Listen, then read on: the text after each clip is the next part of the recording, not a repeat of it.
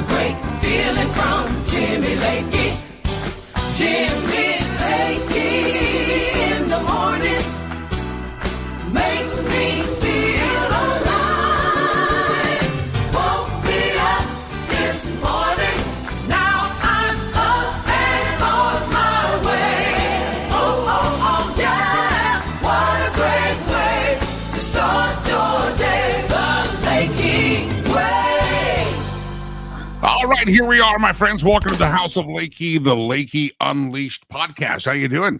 Changed up the background. How do you like that? You got a little reflection in there, but we'll get it all worked out. Just still dialing in the thing here. We got to get it all dialed in and all purdy, and we're working on that. And again, we've only been going a week here and getting a lot of good results, a lot of response from you.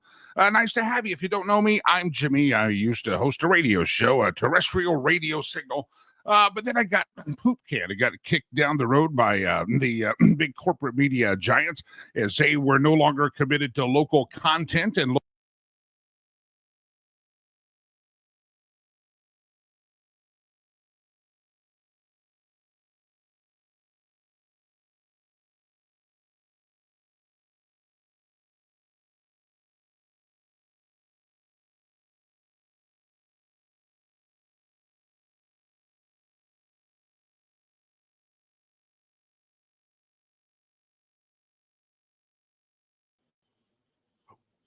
Mike.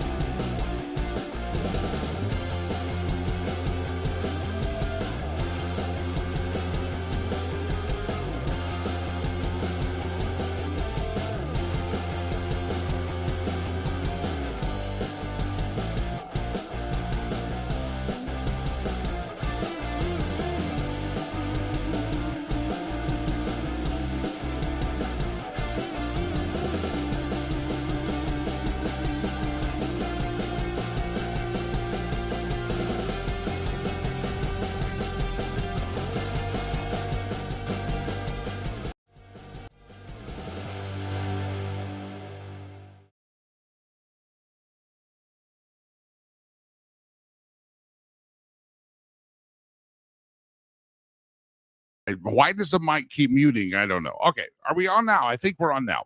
Upstart podcasting. That's what we're doing here. And the mic keeps muting itself. And I touched it a second ago and it totally cut off. So thanks for your patience. So we're just getting started.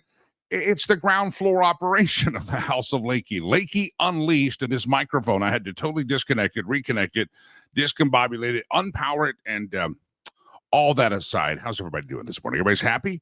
All right. Laura Carno says good now. By the way, Laura Carno is going to join us. Anybody remember the radio days? We had the Laura Carno Tuesday.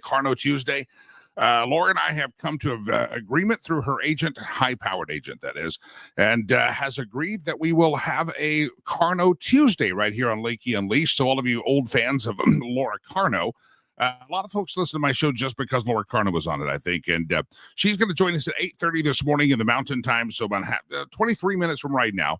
And again, thanks for sticking by us and sticking with us for the patience of getting everything tuned in and blocked. We got to get that lighting right. I'm not like, see, some things we can't see. We can't do things until we go live, and that's again podcasting. We don't have the big corporate conglomerates behind us. We don't have the big budgets and overpaying for radio towers and things like that. We don't have any of that. It's just a little producer Chad and I slaving away like little hamsters and trying to get stuff done. So, producer Chad popped on the screen. If you're just tuning in, go back and watch the rebroadcast, and you can see his glorious face. And some of you might stumble in your walk with the Lord. I'm just saying, be very careful out there when you pull back up producer Chad's face, because it could cause you to stumble in your walk with the Lord. So I'm just warning you, as a good Christian church-going man, I want you to be very careful watching the rerun of producer Chad popping up on the screen right about there. That's where he was at. All right, the news of the day. Anybody following this Daniel Penny verdict yesterday? That's a good news. It was maybe surprising in New York City, but he was cleared on all counts of manslaughter, showing that, in my estimation, from what I know, he was a good citizen. He was doing the right thing. He was saving somebody. And it's always amazing, these folks that threaten Black Lives Matters riots and the riots in the streets. They always find themselves defending someone that maybe is not that honorable.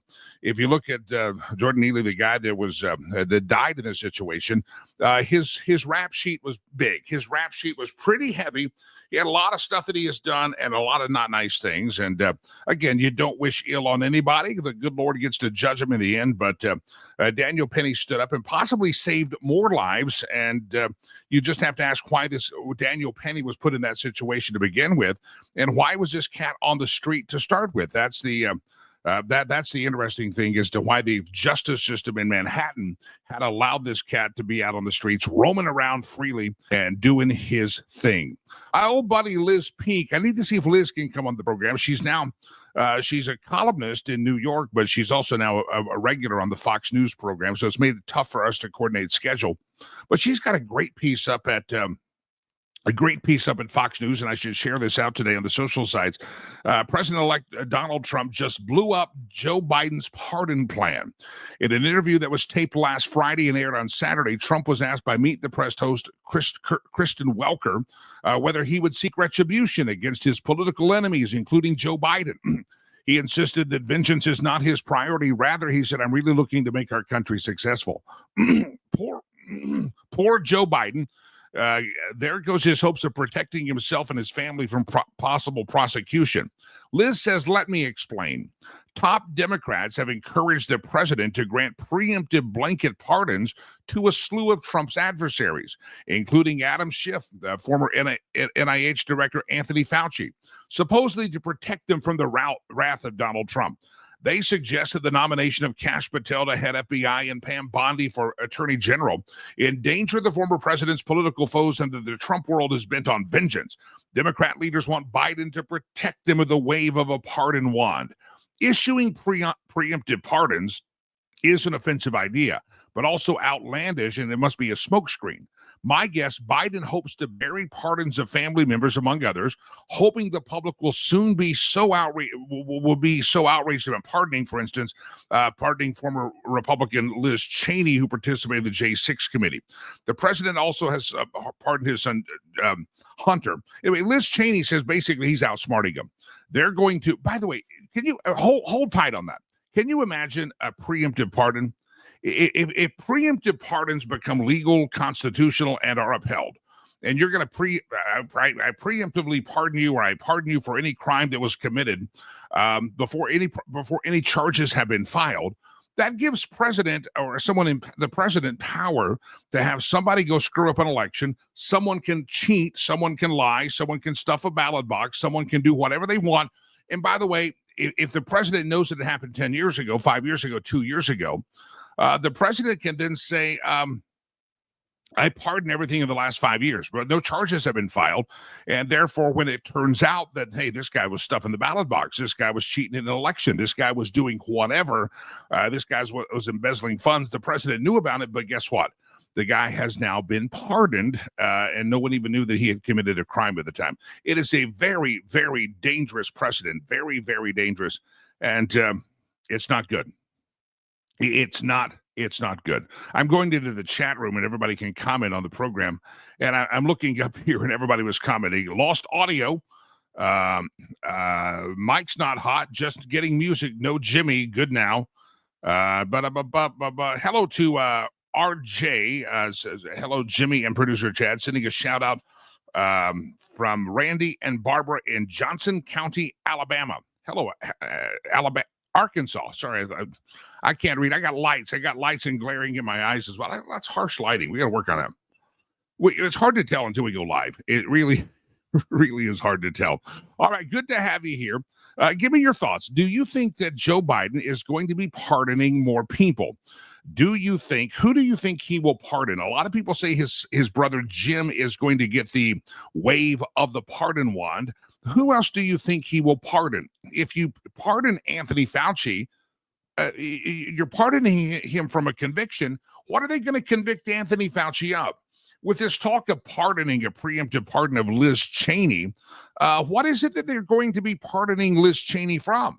I mean, what are they fearful? Even if they think that Pam Bondi and Kash Patel are the meanest people on the universe and that they're going to really go crazy out there, even if they think that's accurate and even if they think that's right, what crime are they afraid that Kash Patel is going to be? What crime is Kash Patel? Are they afraid that Kash Patel is going to go after Liz Cheney on? I mean, somebody tell me what crime they think they're being pardoned from. A pardon says you're going to be maybe preemptive before a charge has been filed. I'm going to pardon you for everything you did in the last 5 years, right? That's what Joe Biden is wanting to do. Well, if they must be afraid that Liz Cheney has done something in the last 5 years that would require some kind of a charge to be brought. My question, my friends, is what charges are they afraid of?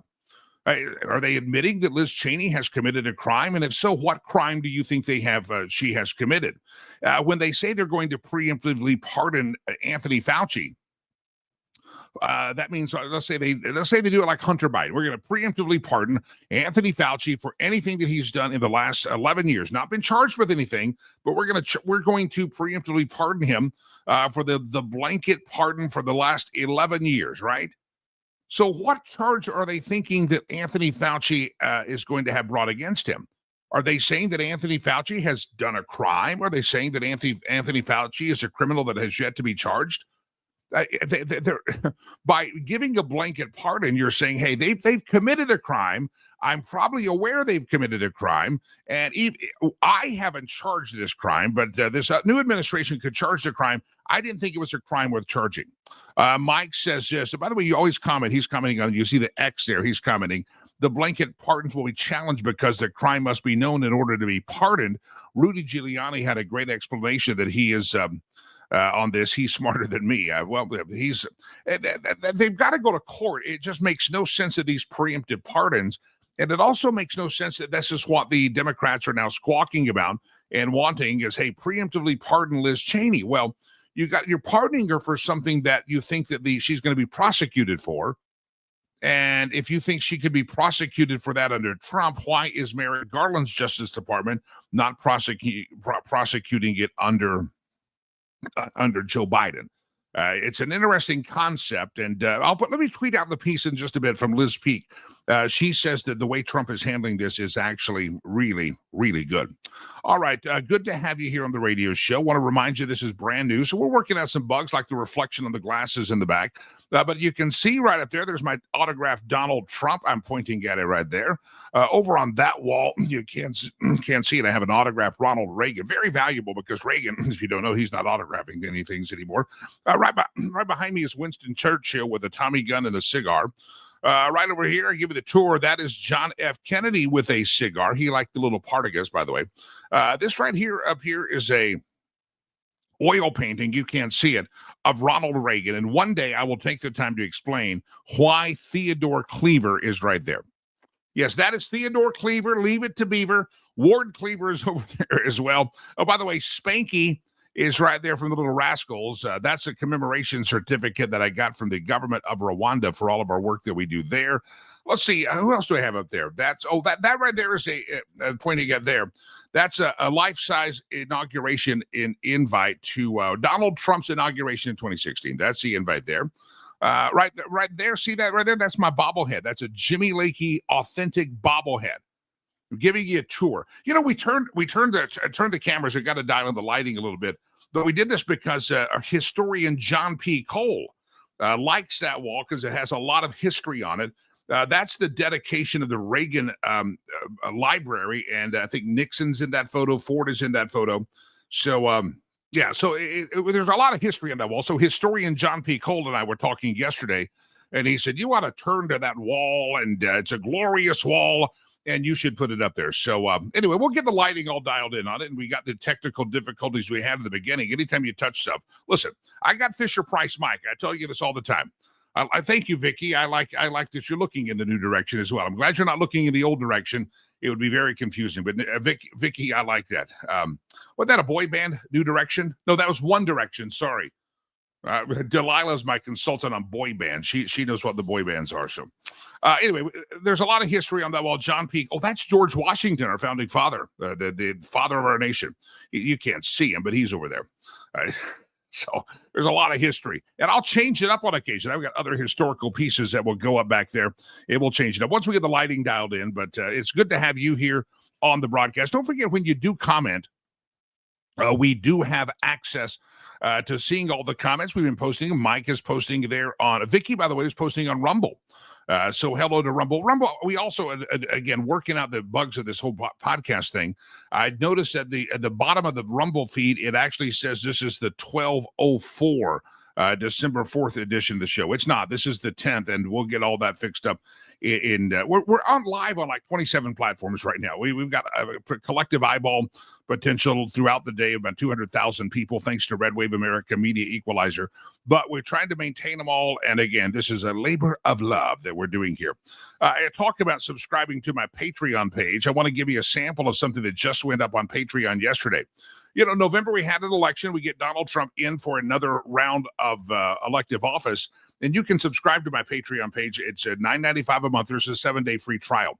This is behind a paywall, and it's an interview that I did just recently with Trevor Loudon, and I want you to hear it. And he talks about it. He did not come on the book to talk about his book about Kamala Harris, but in the course of conversation, I asked him about Kamala Harris. I asked him about the danger of Kamala Harris, and he pretty much unpacked it and took the gloves off. And again, this is only a portion of the interview that you can hear on my big page at patreon.com/Jimmy Lakey. Let me play that for you now. This is Trevor Loudon. This is just a snippet of his conversation that he had with me in the House of Lakey. And this is one of the interviews that is up at my Patreon page. This is just a snippet, though. You're not going to get the whole thing. There's a network that has been operating in the United States since the 1980s. They helped to flip Colorado blue. They flipped California blue, Virginia blue, Arizona purple, Georgia purple. These networks are orchestrated out of the Chinese consulate in San Francisco. They have big voter registration networks, big networks of left-wing billionaires, etc. And Kamala Harris was their puppet. Kamala Harris was a full-on puppet of Chinese communist radicals. And had she been elected, she would have legalized 40 million illegal immigrants and given them all citizenship and voting rights so they'd vote for her party forever. She would have abolished the Electoral College. She would have stacked the Supreme Court. She would have imported hundreds of thousands of refugees from the Middle East and put them in little country towns all over the Midwest. She would have amped up the indoctrination of the kids, destroyed the justice system. She's basically she would have been the Black Lives Matter president, and we would have had just anarchy and unhappiness like you've never believed. But the horrible thing is, we could never have gotten rid of it because she would have had such an electoral majority. So we were that close to a Chinese organized one-party state in America had Kamala Harris been elected. So the book, and you can see it right behind me there, Stealth, Kamala Harris's Communist Roots, is extremely relevant because it'll let you know how they flipped California, how they flipped a lot of these southern states, their whole Chinese plan for influencing our elections that Kamala Harris was part of. That's just part of the interview with Trevor Loudon. It went live on the Patreon page yesterday. Go listen to the rest of it. We're not play it all again. This is a free podcast. We're working this thing out. We'll get the lighting all dialed in. We're only a week in. But all of that said, make sure you get to the Trevor Loudon interview. It's patreon.com/Jimmy Lakey. There is a 7-day free trial. A 7-day free trial is available for you right now. All right, let me give you some other headlines, if I may. Let's see. What do we have? Anybody following this? Does anybody else find it very peculiar, very interesting that we seem to know more about the guy that shot the United Healthcare CEO more than we do about Thomas Crooks 5 months later, who took a shot at Donald J. Trump and clipped him in the ear in Pennsylvania? Has anybody that it's just so bizarre to me that I think that's a very that's a great synopsis right there. We know more about the guy that took pot shot at an assassination attempt at Donald Trump. We know more about the guy that shot a CEO than we've really learned. Thomas Crooks, when's the last time you saw his photo?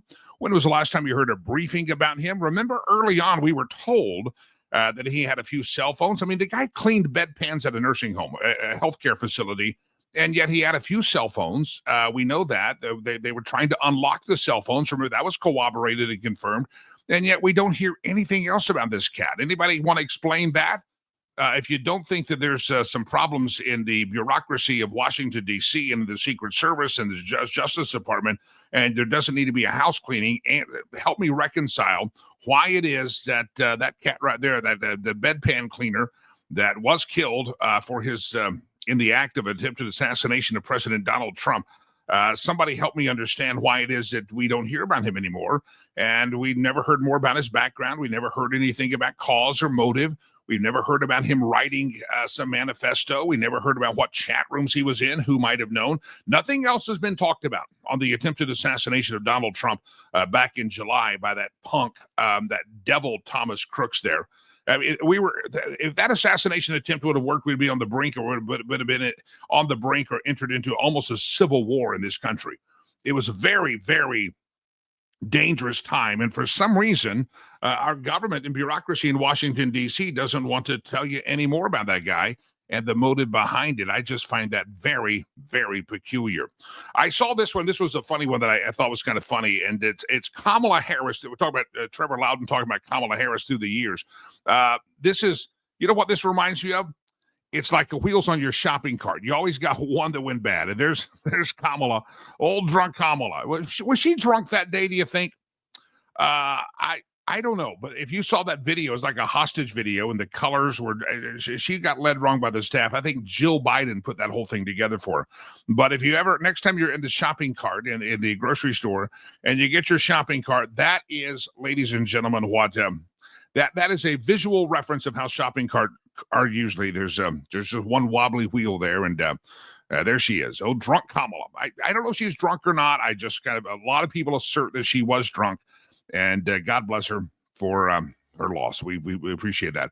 All right. Anybody? I saw this. I got some other news I want to get to, but I saw this one as well. And this is all of you out there that are watching, and you're saving the planet. You're drinking from the plastic straws. In Colorado, you got to pay 10 cents for a plastic bag. And then I went to Walgreens yesterday, and I needed a bag for some things that I got at the drugstore. And I had a paper bag, and they made me pay 10 cents for the paper bag. By the way, is the climate crisis over with? I'm wondering, because, we're all not using plastic bags in Colorado. You got to pay for them. You go through the grocery store, aisle by aisle in the grocery store. You put your vegetables, you put everything in a bag, you find plastic packaging, and yet you taking 6 plastic bags that you might reuse to pick up the dog poop when you take him on a walk or her on a walk. You understand? they're reusable. Some people line their trash cans with them, and yet, is it over with? I'm just asking you. Yeah, I'm just asking you if it's if we save the world by any of this stuff. But here it is. This is the meme I wanted you to see. You drinking from a soggy straw to save the planet, and there's Taylor Swift out on her latest tour. She's out there heading out, flying through the globe, gallivanting across the planet, concert to concert. And what are you doing? You're paying 10 cents per plastic bag at the grocery store, thanks to Jared Polis, our idiotic governor here in the state of Colorado. And you're sucking from a plastic straw, and you're having to carry your groceries out in your arms because you're tired of paying 10 cents for no reason. And yet Taylor Swift and all of the elites are flying around just like that. Taylor Swift flying concert to concert. So all of you people sucking from the plastic straw, you're an idiot. You should, excuse me, the paper straw. You should not do that. Don't do that anymore. All right, good to have you here on the show. Jeff says, I'm currently scraping together my loose change to join your Patreon page. Any Jaime Lagos swag available back there? I still don't have my bobblehead. Oh, this is a great question. Very applause for the question. A great question here. Ready? We are going to work on some swag. We're going to have some shirts and hats available. We're going to have all that. That's coming soon. We're going to get there.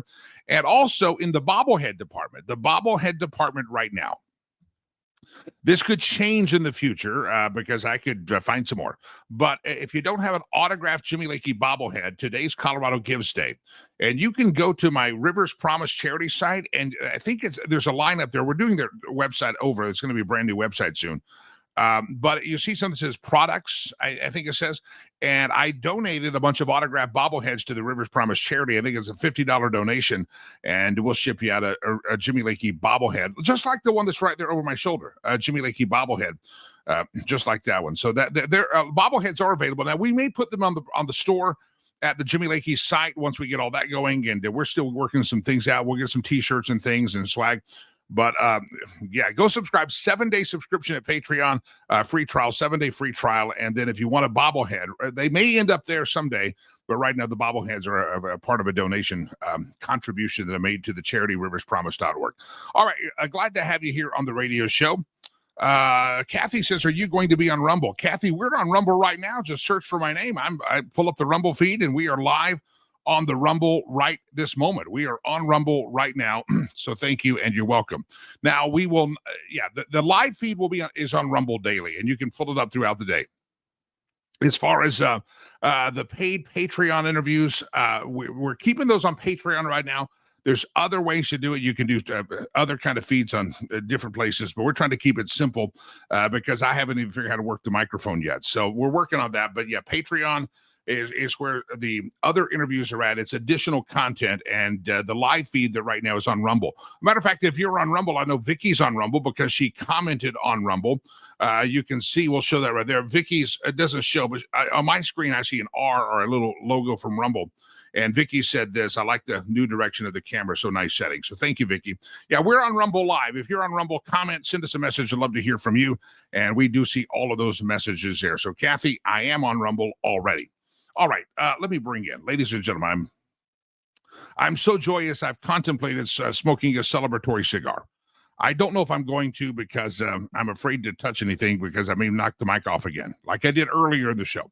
So Laura Carno was a big part for, 8, 9, 10 years of my radio show on the terrestrial signal. Then she had to start some other, she started her Faster Colorado organization and was not able to come on a weekly basis. But for years, if you followed my radio esteemed radio career that I had, if you follow that at all, you know that Laura Carno was an integral part of the show. And we had what we call Carno Tuesday. Well, last week on our inaugural Tuesday of this podcast, she said she would come on the program. So I was texting with her and said, Laura, you want to come on again? Are you ready to come on again? And doggone it, Laura Carno has agreed to resume what we call Carno Tuesday. And a lot of times, if you don't know Carno, she's got a great knowledge of gun and the Second Amendment, especially laws that try to get passed in the great state of Colorado. But really around America, she's also a big advocate of defending students on campuses and making sure that teachers are trained and principals can be trained in how to protect their kids through her organization called Faster Colorado. So, ladies and gentlemen, almost on the verge of a celebratory cigar for this very moment in podcasting history, we resume what we call Carno Tuesday, and we resume it with the very esteemed and wonderful Laura Carno. Laura Carno, there you are. How are you? Well, I'm okay. I touched the microphone earlier and I had to replug everything, and then it muted. Other than chaos here in the studio, it's all right. I'm good. Perfect. Well, last week we had on my side some video issues, so I now have changed my Wi-Fi in my home office, and I'm on a different browser. So we'll see how we do today. Laura Carno, see your lighting. We've got all this professional lighting in here, and with the change in direction, I feel like I'm pink. But we're working on that. So your lighting is perfect. You look as lovely as always. Well, my lighting is because in front of me is a big picture window, and it's full of snow out in the front yard. So I think I'm getting snow reflection lighting. You're getting natural lighting. Laura Carno, so. All natural this morning. Careful. You know what, Jimmy? Before we get started, I want to talk about Patreon, because I did sign up to be a member. And what I really like about Patreon with your exclusive interviews is I don't have to go look for it. I get an email from Patreon that says, "Hey, here's the Trevor Loudon interview." And so if your listeners are like me, that you don't have a lot of time to go look for things, Patreon delivers the interviews to your inbox, and it's super convenient. So I just wanted to say I really, really like that. Well, patreon.com/Jimmy Lakey, the plug. Double her pay, would you? Somebody send her a double check this week for the plug. Perfect. That's what I'm going for. All right.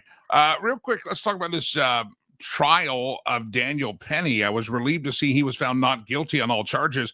I think he was a good Samaritan. I think this guy probably should not have been out in the streets in the first place. And give me your analysis and thoughts on the Daniel Penny pardoning, or exoneration, I should say. Yeah, it was so interesting when the jury found him not guilty on the first count, and or couldn't come to terms on the first count. And the judge dismissed it and said, well, go back and talk about this other one, giving the prosecution all the time in the world, all the ability in the world to find him guilty on something.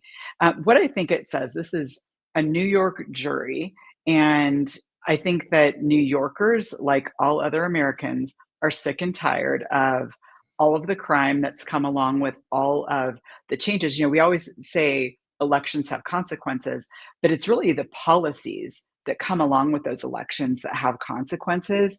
And when you have policies of the opposite of tough on crime, when they're lax on criminals and tough on law-abiding citizens, that's the kind of thing that you get, and people are just stinking sick of it. And I know a couple of friends that take the subway in New York, and chatted with them here and there over the course of this, the trial and what happened before the trial. And that's just exactly what they said. We're sick of the crime. Nobody wants to send their, both of the guys I know that I talked to in New York, both said something very similar to, I'm not going to send my wife or daughter on the subway because it's just too dangerous. So I think New Yorkers have had enough. I think the split between, it's sort of like BC and AD.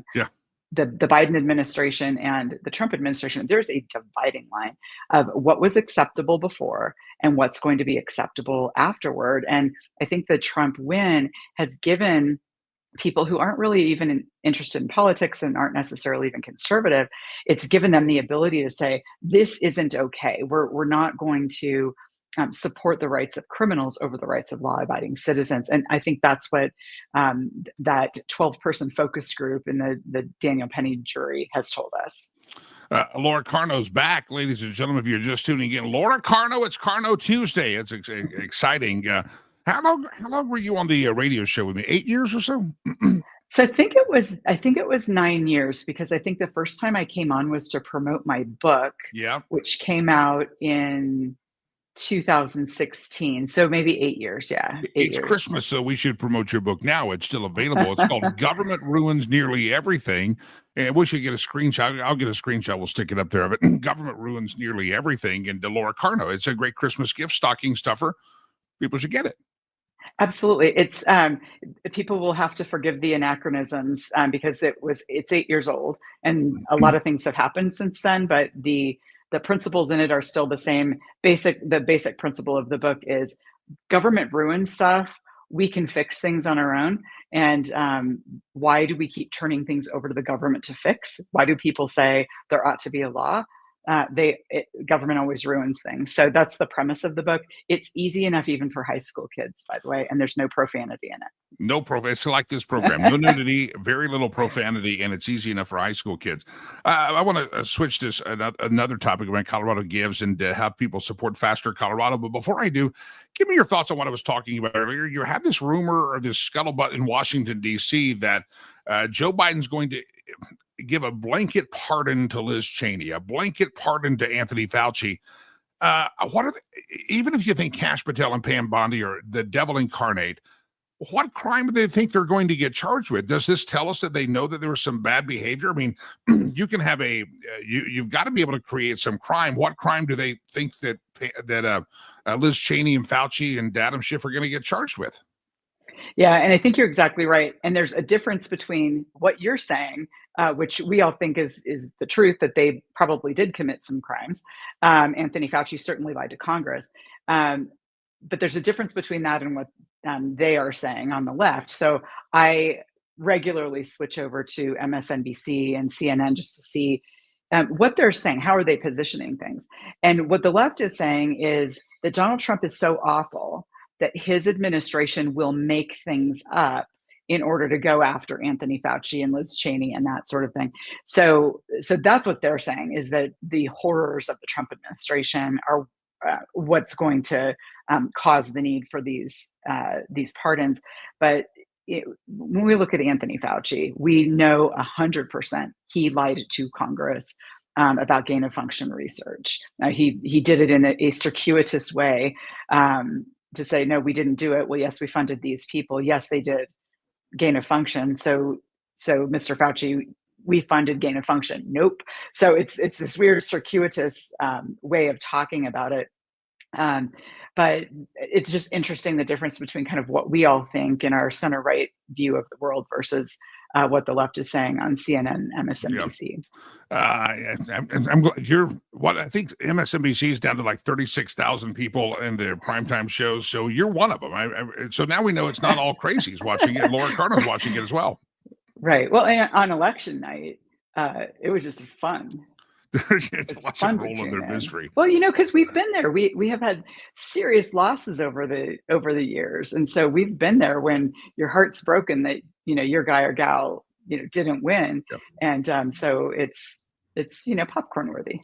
I know you follow the Colorado legislature. We're not talking about them today, but I got to look into this. I don't know if you've heard anything about this. Mike says, is it true? He's on X. Illegals become eligible in Colorado for Medicaid starting in January the 1st from a law passed in 2022. I'm not aware of that law. We'll have to, are you familiar with that at all, Laura? I'm not, but I'm like you. I can go look. Wouldn't be surprised, actually, in this state. I wouldn't be surprised. Mike, we'll look into it. We'll figure that out. I'm not sure. Again, the question Mike has, if anybody wants to sound off in the chat rooms out there on any of the platforms. Oh, Kathy found us on Rumble. That's good. Is it true illegals in Colorado become eligible for Medicaid starting on January the 1st? I'm surprised they have to wait till January the 1st. We're giving them everything else as soon as they come in. They get a phone and everything else. So I don't know what the January the 1st target is, but that's an interesting question. And I don't know the answer, Mike. We'll try to figure that out. And that's the point. Aside from Medicare, you look at City of Denver and the money they've set aside to house as they call them, newcomers, to house them and give them medical care and phones and gift cards and all that stuff. They don't need Medicare to bankrupt the state of Colorado. Denver is taking money from legal citizens and things that people need in the city of Denver to do that. And that's happening in many other places throughout the state as well. Boulder is having some issues with that as well. Yeah, I heard that. I don't know if it's still accurate, but half of the hotel space in New York City, like a couple of hundred hotels, or half of the nice hotels. There's a hell of a lot of hotels in New York City that are just filled up with illegals, newcomers. I Yep. think we call them newcomers now. That's That's the language. the That's the newcomers. language they're using. The newcomers.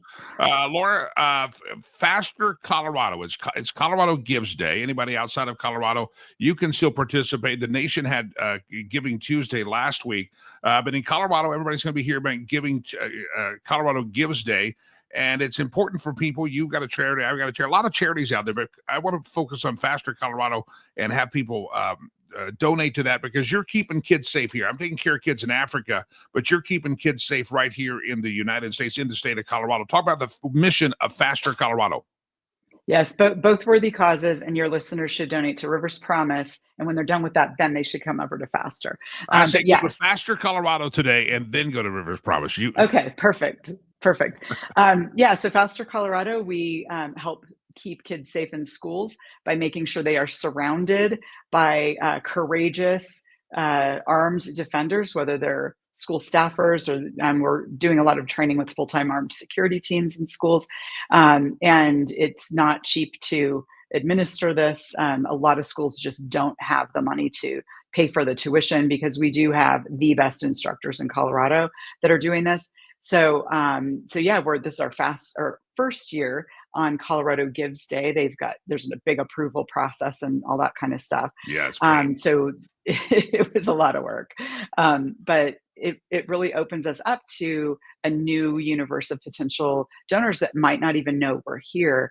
And part of Colorado Gives is, if you give during the Colorado Gives Day window of time, that makes us eligible for some matching funds through this incentive fund that Colorado Gives Foundation has. So it's not a $1-for-$1 match, but we get a percentage based on the percentage of money we raise. So, and going into today, because of early giving, we were already at like 18%, 17%, I think. And so it's been nice to see, those notifications come in, and we appreciate every single bit of it. If you've got $5 to give, if you've got 100, if you've got more, every penny goes to the cause. Is it better today for those matching funds? Usually I say go to fastercolorado.org. Is it better to donate on the Colorado Give site today or on the Faster site, or does it matter? Yeah. It's on the Colorado Give site, but if you go to fastercolorado.org, we have a big Colorado Gives banner at the top. So you just click on that and it takes you right to our page on Colorado Gives page. So it's, you'll get there either way. $5, $50, $10, and it's helping keep kids safe in the Colorado schools. You see, Ray has popped up a question here. Are there programs like Faster in other states? Yeah, and so we got the idea here in Colorado from an organization in Ohio called Faster Saves Lives. And Faster Saves, I kind of look at them as the mothership. They have done a great job over the years of helping other states bring up programs like this. So I think in Utah, Idaho, Arizona, Colorado, and Ohio, there are Faster branded, so to speak, training programs. And sort of the commonality is that we're all law enforcement based as opposed to military based instructors. And that's important because law enforcement is who's responding if something happens. So having similar sorts of tactics to law enforcement is really helpful. But in there are 32 states that have a lawful process for schools to have armed teams on campus, and they have to have training. So there is training going on in other states, not necessarily branded Faster, except in those states that I mentioned that I know of. Fastercolorado.org. It's Colorado Gives Day. Go to their website and you can donate directly, and they're eligible for matching funds. You're right, that Colorado Gives Day, Rivers Promise is not on. It may just be because of my laziness, but it is a big approval process, and it was a pain. And I'm like, dear Lord, they're a volunteer-led organization, and I'm like, I can't. We're not there, but maybe we should be again. Yeah, and we are largely volunteer led as well. And it was we were talking about it this morning on our team. I must have spent upwards of 20 hours. Yeah, it was crazy. Getting it set up, but then it's set up for future years, and so I was looking at it as sort of a long-term investment that'll be amortized over the years. It is a hoopla. So any charity up there on Colorado Gives, they went through hell and high water to get set up there. It's not easy, and I don't know why they make it so difficult. I mean, it's just it is what it is. But Laura Carno, fastercolorado.org. Welcome back for Carno Tuesday. And I'll get my lighting. I want my lighting to be as pretty as you. You just need a big yard full of snow. I have glass doors on this side, and there's getting a lot of natural light in there. And I've got a little window over here, but I'm afraid if I open the window, it's going to reflect off the glass and the photos behind me. See, I've got issues everywhere. Yeah, I see those circle lights that a lot of people use. I don't have one of those. I have fancy LED lighting in here. Got lights over here, lights. It looks like Kyle Clark at 9 News in here, but it's not. It's just me. Well, you do look like you have a healthy glow. Man, I'm telling you, I feel like I'm pink. I feel like I don't know. But anyway, Laura Carno, it is a pleasure. Welcome back. We'll talk again very soon. Thanks for having fastercolorado.org. Donate to the cause and help keep kids safe. Keeping kids safe again. We are. All right, Jimmy, we got that question up. I think I just did something. What did I do? Somehow I hang on. I don't know. See, my computer is all freaked out here. Somehow my screen went giant and everything just went crazy there. I don't remember this here. Jack says this. I seem to recall Matt Gaetz, MTG, Marjorie Taylor Greene, Bannon, Rudy, and others asking Trump for blanket pardons after Trump was elected in 2020. Trump, to his credit, I don't remember that story. If somebody sent me a link to that, I'd love to comment on that. Was Marjorie Taylor Greene even elected in 2020? Yeah, he was. I don't remember the story. Yeah, I was thinking 2016. Yeah. If somebody's got the story, Jack is a good commenter on the Facebook page and has a different perspective than I do, but he's always a fair-minded guy. If somebody sent me the link, I don't remember the link of them asking for a blanket pardon at all, but maybe they did. I don't know. Jack, thanks for jumping in there on the comment page. Let's see. See, Jimmy, you need to rotate your lid so the Rivers Promise logo faces the camera. Oh, hang on. I thought my lid. I thought she was talking about my hat. Hang on. Product placement. Hold on. We're doing this live. Hang on. You ready? I got to take the lid off without spilling coffee. The way this morning's going, I probably would. How's that? The Rivers Promise logo. Is that better? Thank you. You need to see people helping me out. I'm a mess without help. I'm just a mess. Even producer Chad, by the way, if you missed it earlier, we had chaos at the beginning of the show. Producer Chad had to hop on the screen. And I think a lot of women are probably going to confession now. They're probably just stumbled in the walk with the Lord as soon as he popped up there. I mean, I'm telling you, there's probably men who stumbled in their walk with the Lord when they saw Chad up there this morning. It's really bingo, Jeff. Thank you. You like the lid? Is that better now? Is that a little bit better? Thank you. You are welcome for that. Let me scroll back. This is why, again, I know not everybody can watch the whole thing, but I thought this was a very a good comment by Jim. Very interesting back wall. Would be fun if you could talk a little bit more about some of the photos and items and why they made your wall. Well, I did that earlier, Jim. You missed the whole darn thing, but maybe my mic wasn't working. Let me hold up my cigar right here. I'm pointing at, that's my autographed Donald Trump photo framed. I have an autographed Ronald Reagan also. I'll switch those out on occasion. This right here is one of my early shots. I had a professional photographer when I first started radio. That's what that is. That's me. I call it my wall of, I call it my wall of greatness. Okay. And I've actually put myself on the wall of greatness. Okay. I'm up there as well.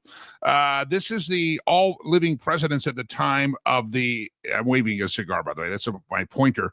All the living presidents at the time of the dedication of the Ronald Reagan library.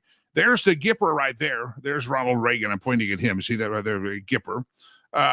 Let's see what I have over there. Oh, this is more of me. The trifecta, those are 3 glorious shots of my beauty in a studio when I first started in talk radio. That up there is John F. Kennedy with a Partagas cigar. That's an oil painting of Ronald Wilson Reagan. It was gifted to me by historian John P. Cole. And it was John P. Cole that has seen this wall of greatness, and he has said you should have that as your backdrop instead of the other backdrop that you had. So eventually our sponsor's logo is going to be on the backdrop. I mean, we're capitalist around here, my friend, and eventually there'll be a logo from the sponsors and the show, but for right now. Oh, right there over my shoulder is Winston Churchill with a cigar and a Tommy gun. That's my undergrad degree. That's my undergrad thing. I've got this right here I'm pointing at. That is my, see where the cigar is pointing? That is my inauguration invite from Donald J. Trump in 2016. Right up there, you can't see off the screen. That was one of the, I went to both Bush inaugurations as well.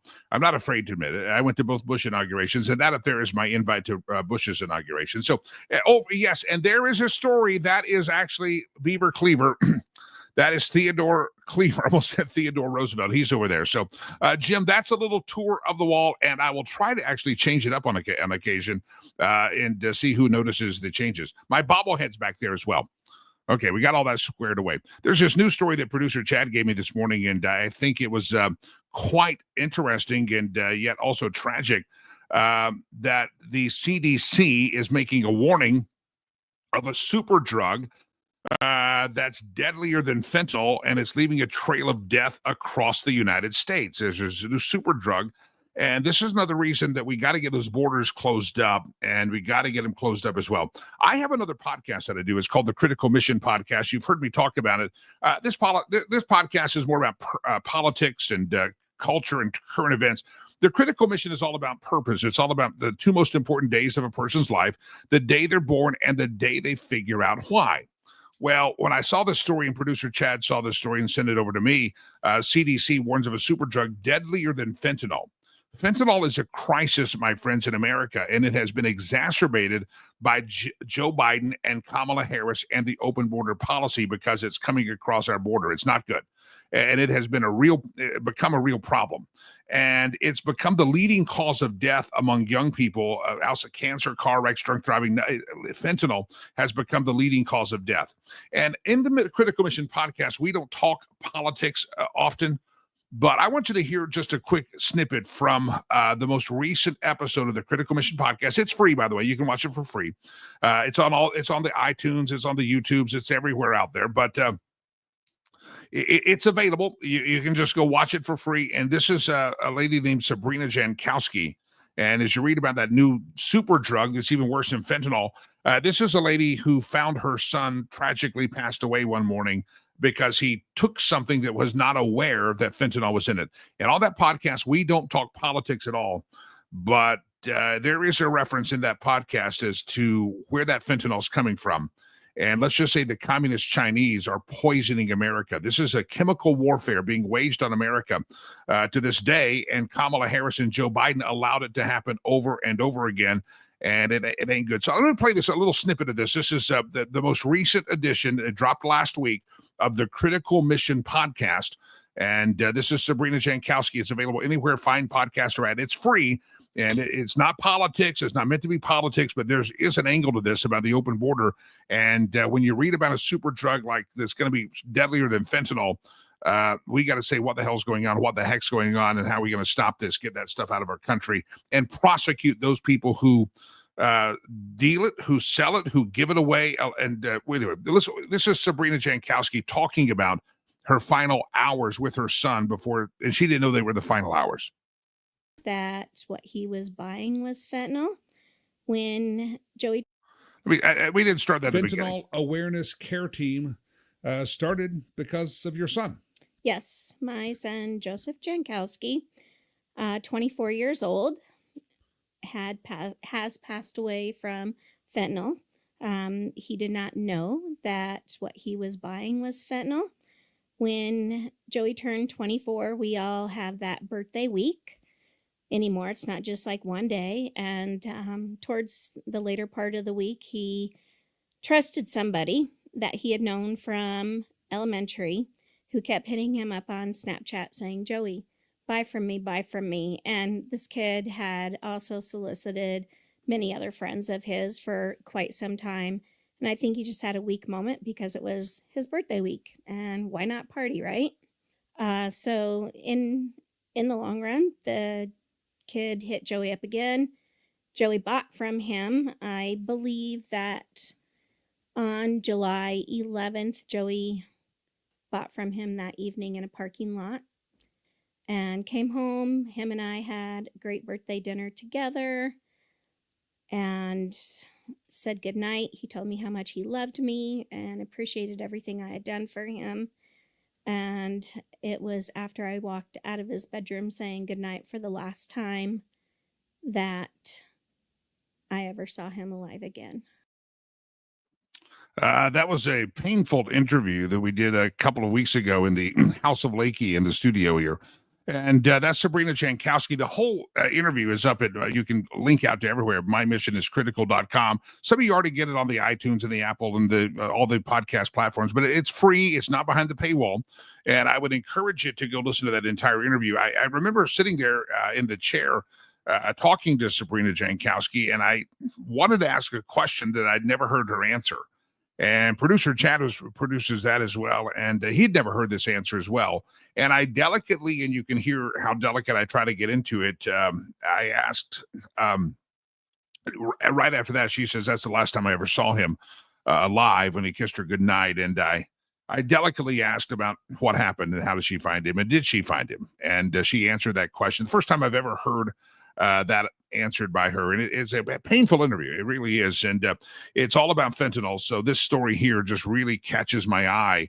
And it's a tragedy. CDC warns of a super drug that's deadlier than fentanyl flowing across, leaving a trail of death across the United States. Another reason we got to get our border fixed. All right, we talked about this yesterday. Mike Lee, senator from Utah, who could be, and I think a lot of folks would like this, him to be the next Supreme Court justice. I'm going to go off screen here.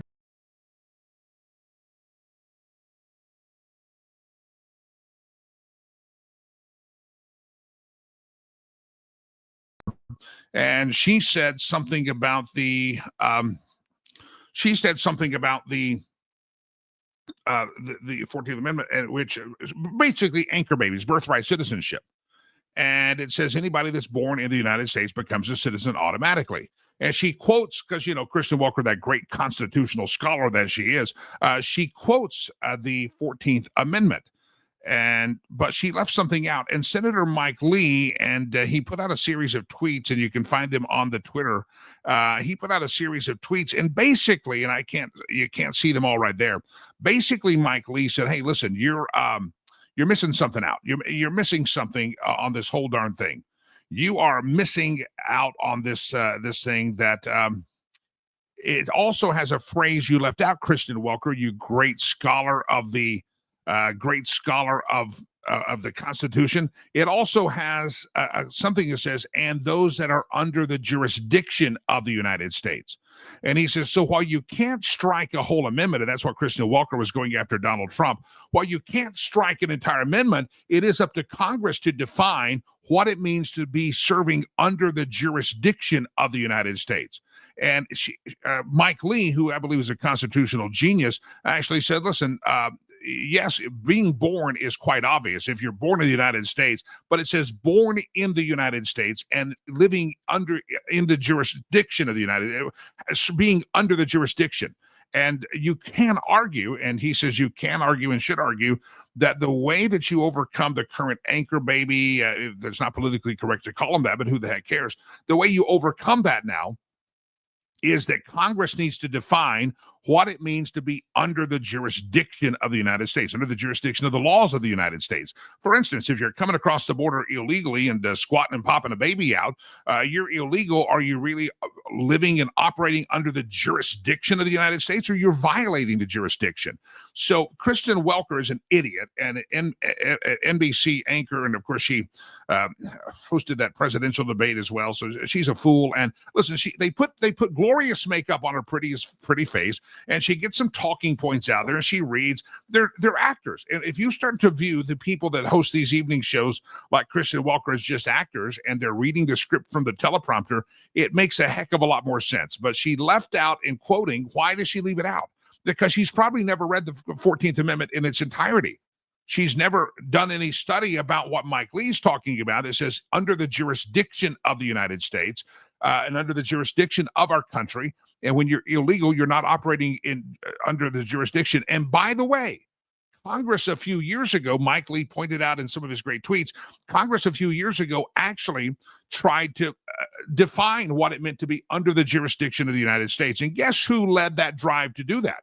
Guess who was the proponent of the legislation to really define and hone in on the jurisdiction of the United States? You know who was the head of that?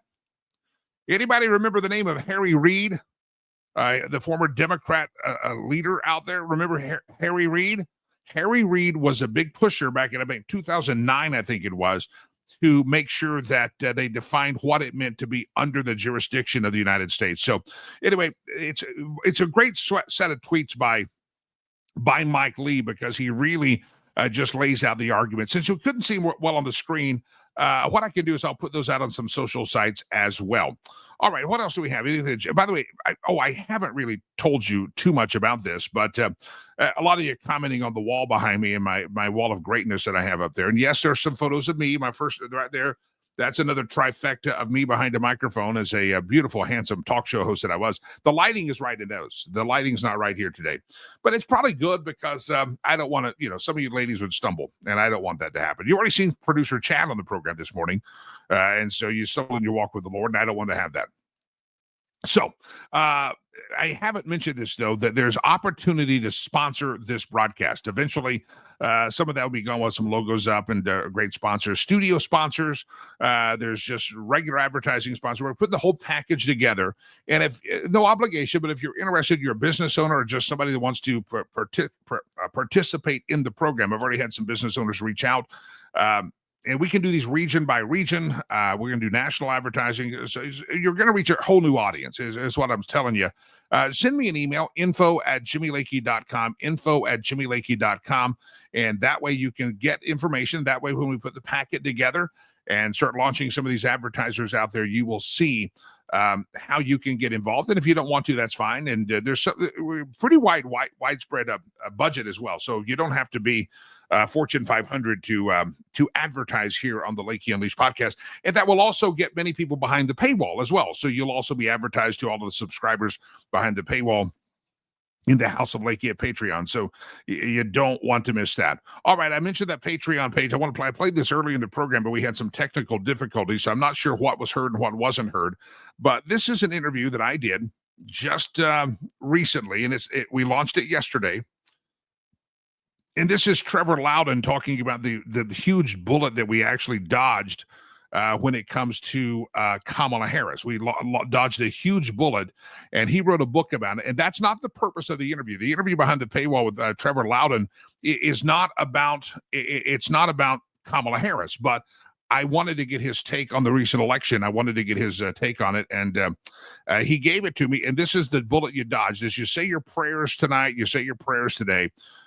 You better be thanking God Almighty that we dodged a bullet. And you'll hear him. He says we didn't dodge a bullet. We dodged an atomic bomb by not electing Kamala Harris. This is from, again, you can hear this entire interview. The interview is about just kind of the future of our country and how do we continue to move forward and march forward.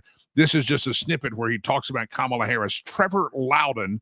And again, this is patreon.com/Jimmy Lakey. Let's roll it. A pastor friend of mine just read my book. And he said, we didn't dodge a bullet, we dodged an atomic bomb. Kamala Harris is a pro-Chinese communist.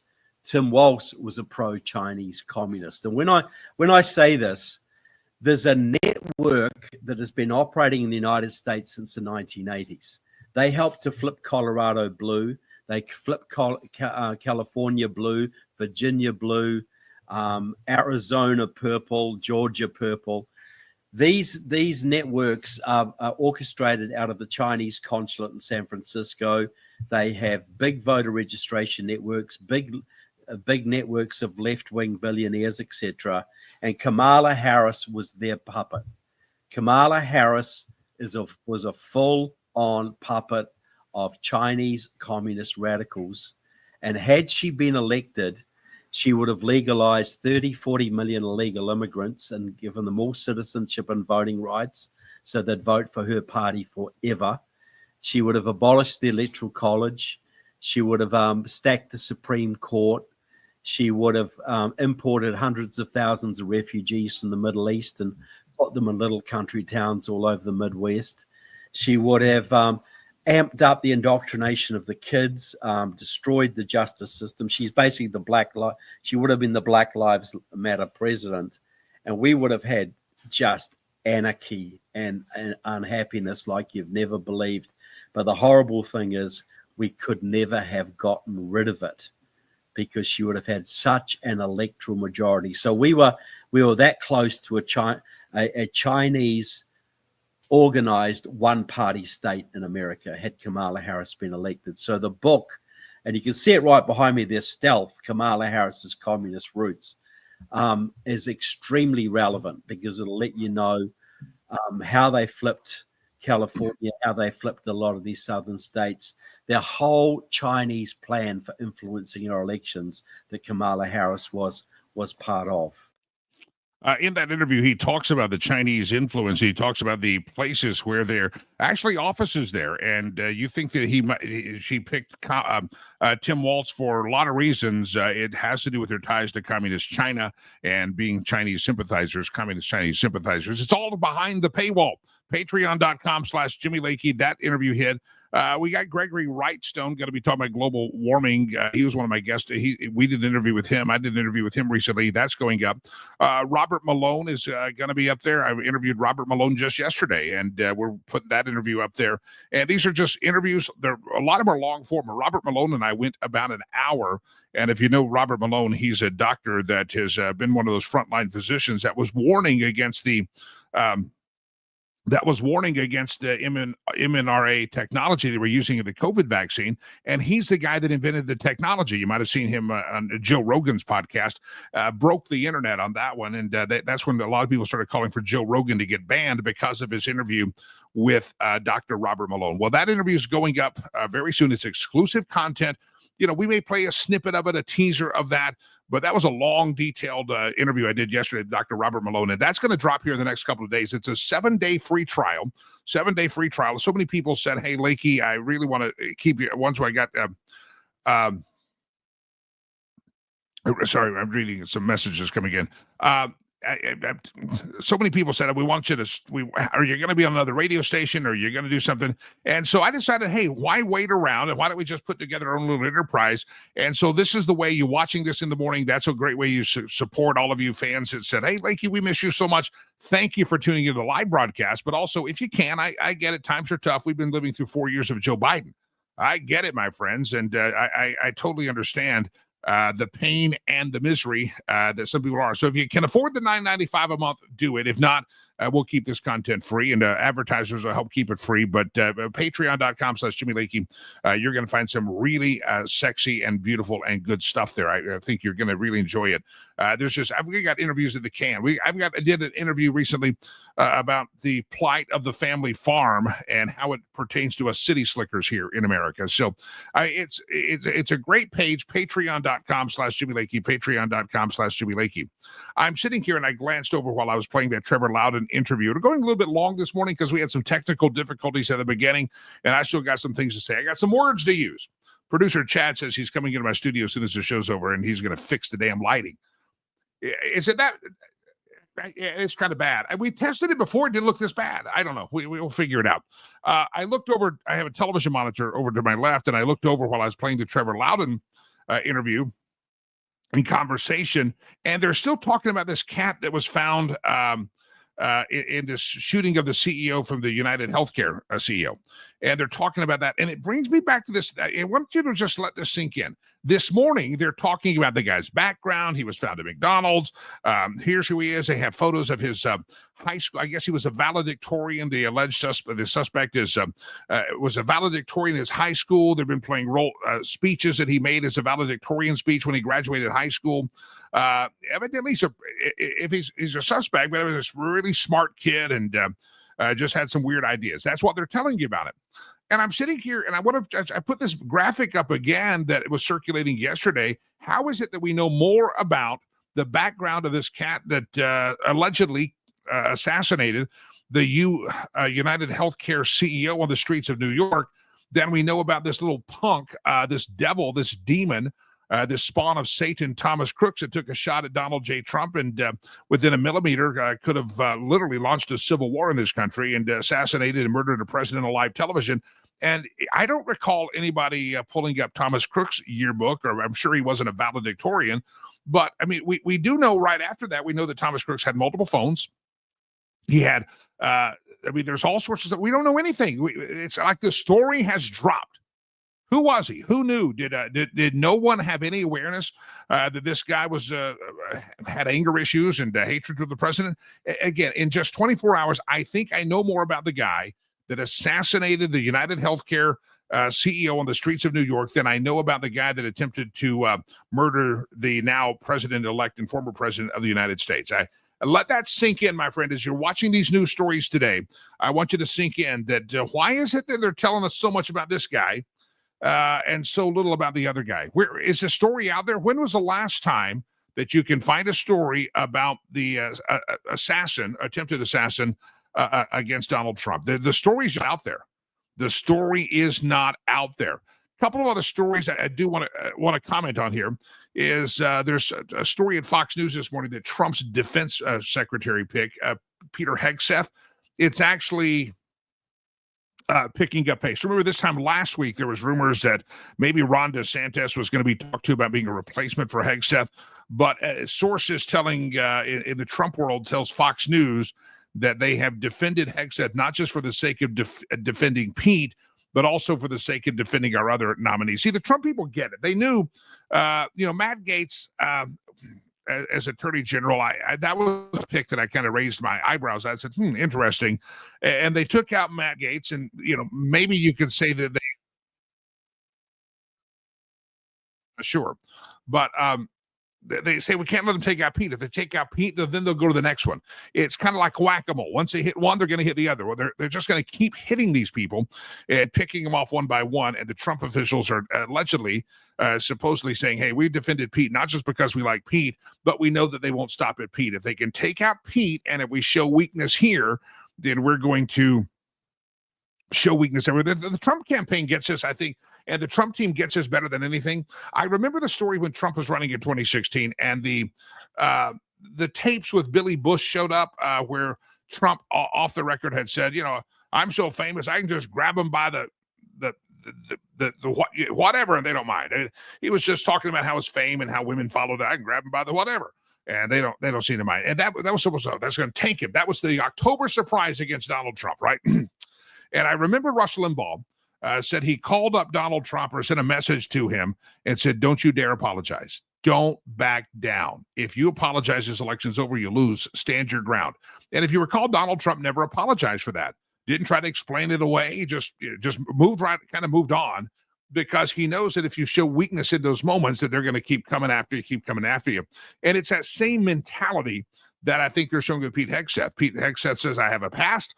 I heard him say in an interview, I've been redeemed by Jesus, and thank God for Jesus, and I'm okay now. We're going to move forward. And the administration, the incoming administration, gets that fighting mentality, and they had that even back in the days of 2016.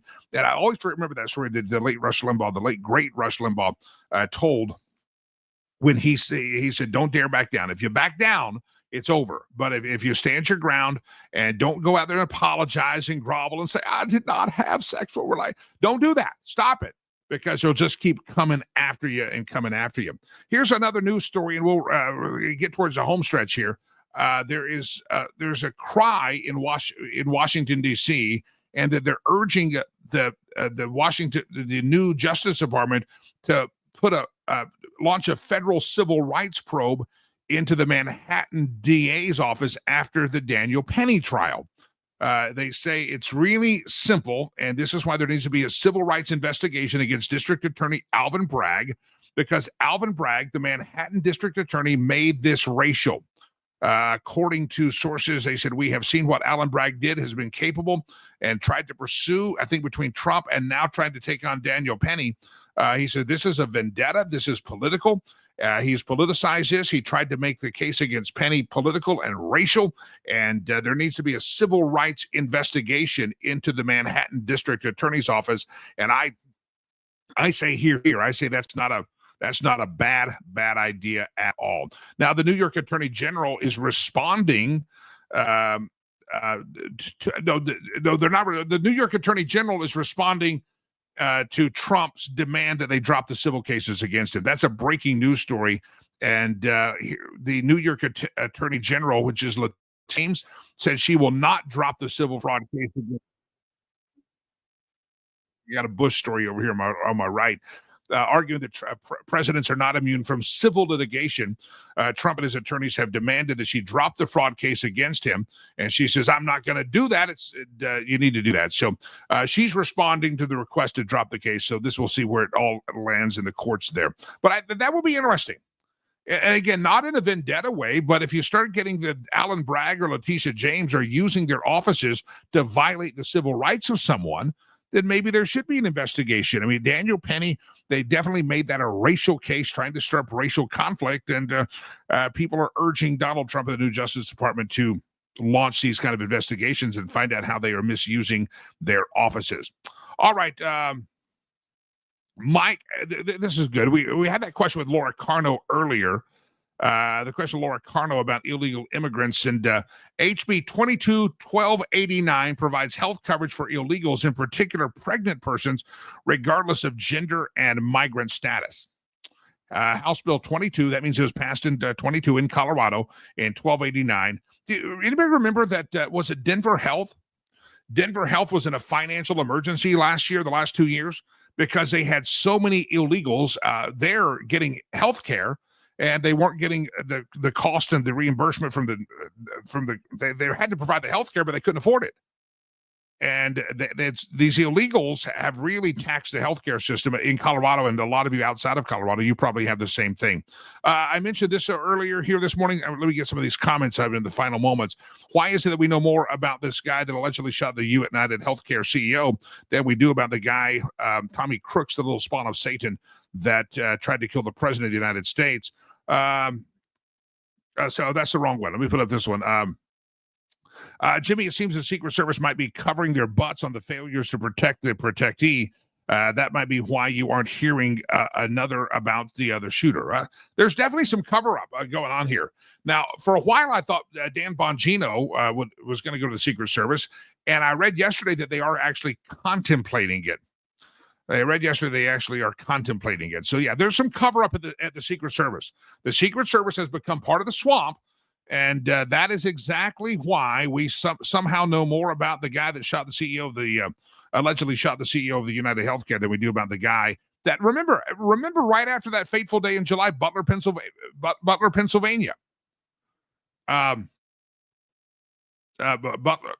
Pennsylvania. We knew that he had multiple cell phones, and we wondered how a bedpan cleaner could actually have multiple cell phones and why. And remember, we kept hearing that the FBI was having a tough time cracking the cell phones. How is it that they evidently this guy in New York, they found a burner phone, I heard, and they were able to crack the burner phone, figure out what his burner phone was, and they're going to go through it. And so they're making more progress on this guy in New York than they ever made on the guy in Butler, Pennsylvania. I think you are absolutely correct. There's a whole bunch of CYA happening indeed. Let's see. Oh, let me bring up the Mike comment. Here is Mike's comment again. Yeah, there is. House Bill 22-1289 provides health coverage for illegals, in particular pregnant persons, regardless of gender. Somebody just pointed this out. Jim just pointed this out.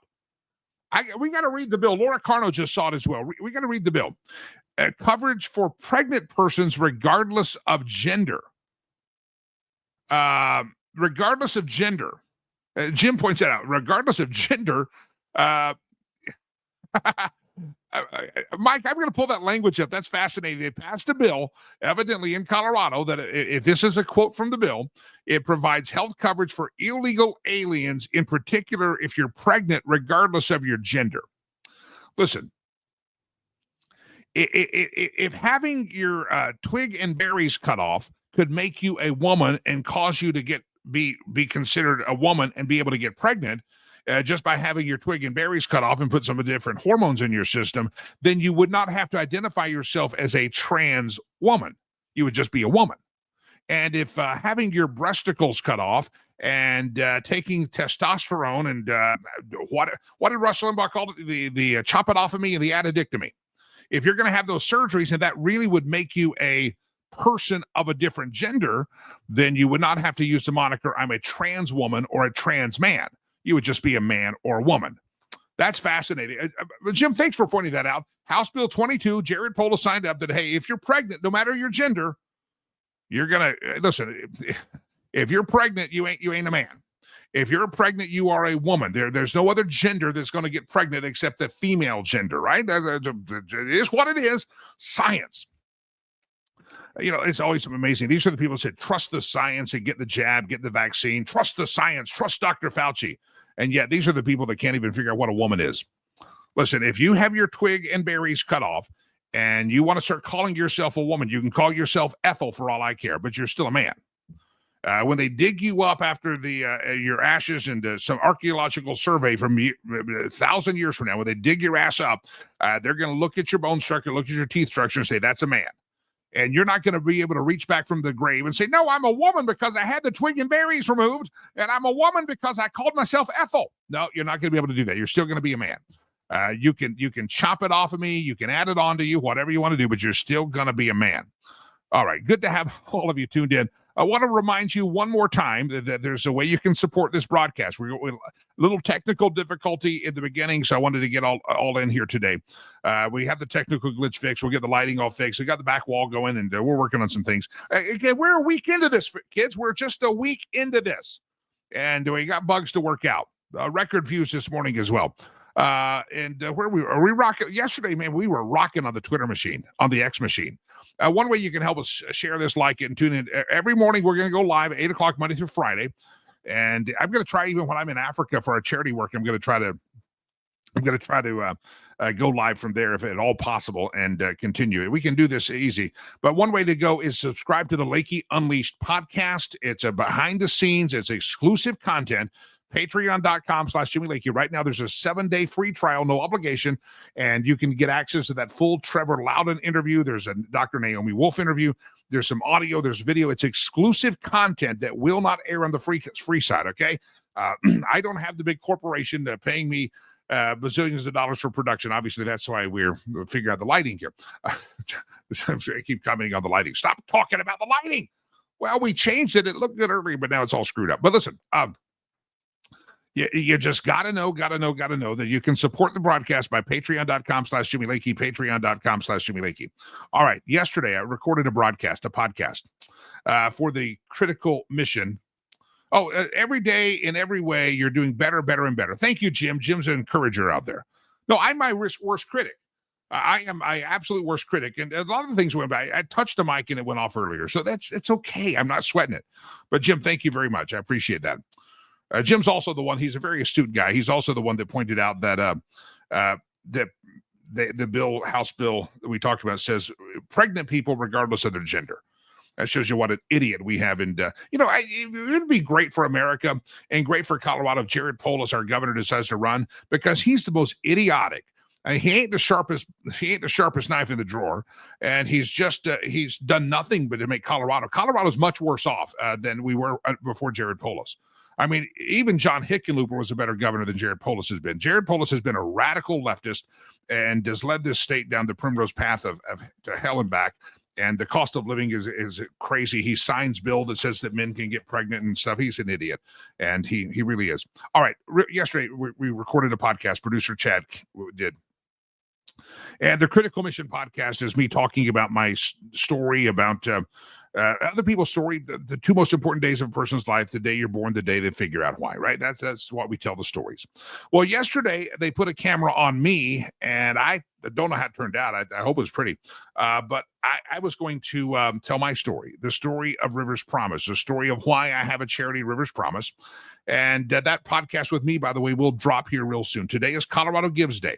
I encourage you to give to Laura Carno. As soon as this is over, I'm going to go to her page and I'm going to donate to Faster Colorado.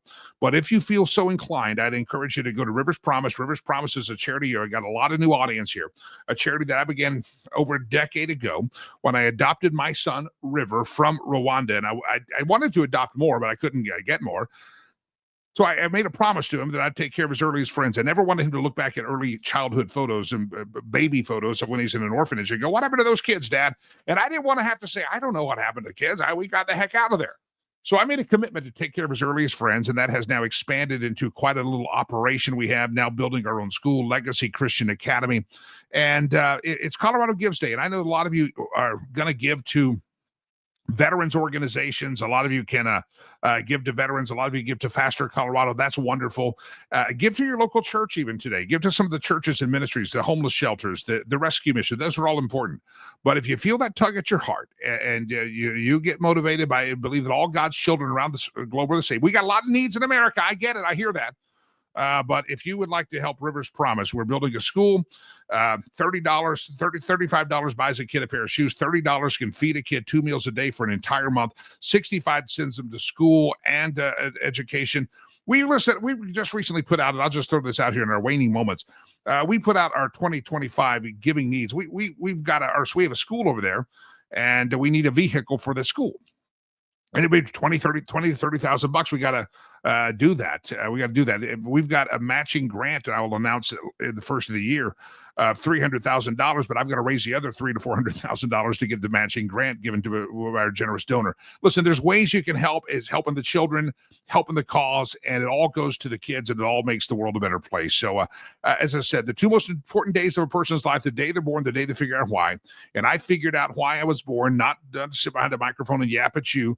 That's a part of my life, but I'm telling you, the two most important days are the day I'm born, the day I figured out why. And one of the reasons, I think, when I stand before the good Lord, he may say, did you talk pretty? Maybe he will. Maybe he'll say, did you get the lighting right? He might ask that. But I think he's going to look at me, and it says in the good book, it says in the Bible, and it says that people stood before the Lord one day, and he said, when I was tired, when I was poor, when I was hungry, when I was in prison, you visited me, you clothed me when I was naked. And they said, when did we do that? And remember that God said, hey, when you did it to the very least of these, you did it to me. And so that's how I treat our operations in Africa. When you take care of the least of these are people that in America we would never pay attention to. These are the lowest of the lowest, the poorest of the poor. And we could turn a blind eye and say it's not a big deal. But we could also look at what the Gospel of Matthew is where that story is at.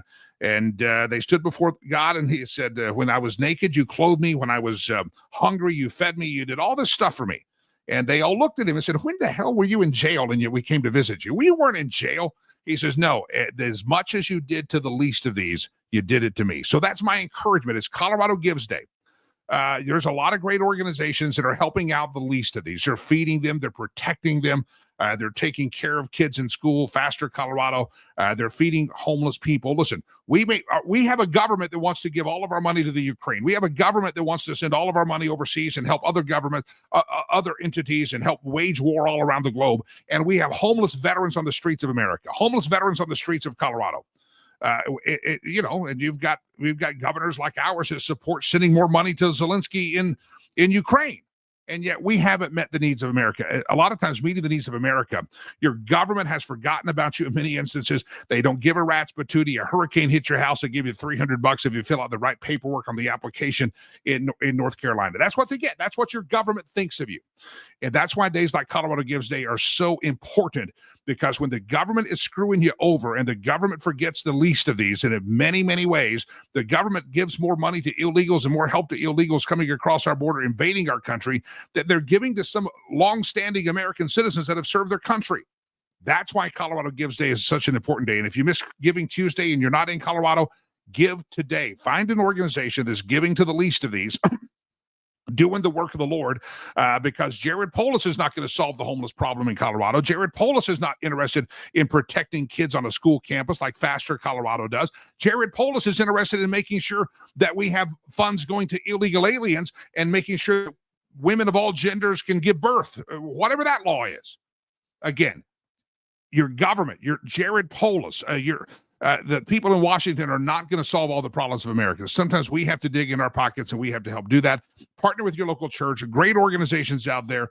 And if you feel so inclined, go to my charity website. Go to my website and riverspromise.org. Great point. We are coming up on the end of the year, and we are a 501c3 organization. Don't forget the end of the year tax deductions. You are correct.